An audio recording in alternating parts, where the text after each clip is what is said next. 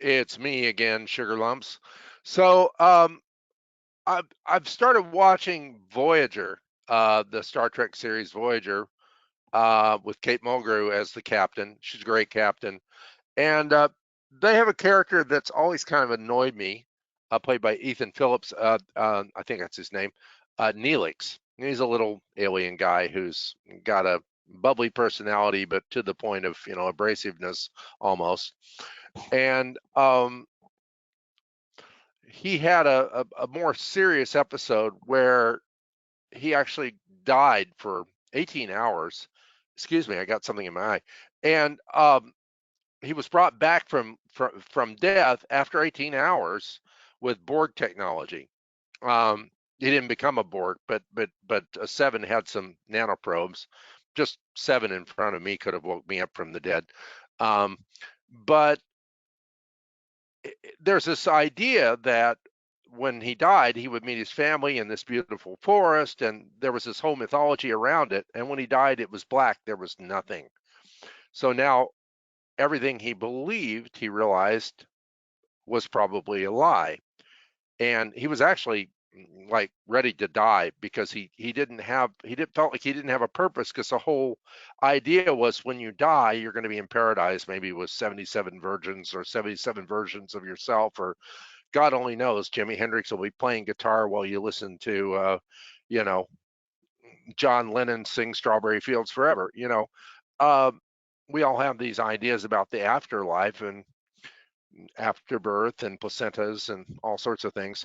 Um, but I think that they're just ideas, and nobody has any proof. Although there are such things like the Monroe Institute. I've been in the Monroe Institute with Melissa, and I've been one time by myself, where you go out of body, you can transverse various octaves and dimensions.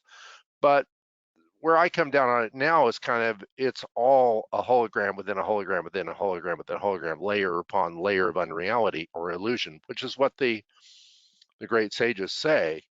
And I was working with a master for a while, 2 years, and I got to the point where when I would withdraw all my senses into self, there was no personality there. There was no sensory acuity there. There was nothing. It was just blackness, like Neelix is describing. And to me, and this is what these beings describe, that the nothingness, the void, the abyss, as Nietzsche calls it, is the reality, and everything else is unreality, however pleasant you think it might be, including karma, reincarnation. Tommy doesn't know who Jesus was or what praying is. How can he be saved from the eternal grave? Those eternal questions in rock operas. Um, and so finding the meaning in life when you go to the core of it and life is just silence and darkness can be a bit of a challenge. And some people go through depression, what they call depression, but they're really going into those layers of consciousness.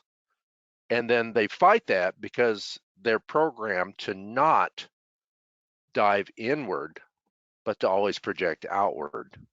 But when you dive inward, and then when nothing really matters anymore in the external world, there's nothing that is too much or too little, or it becomes all meaningless in a useful way. I think it's useful because now you can derive meaning without believing it. You can derive meaning in the moment, and the moment is sufficient unto itself.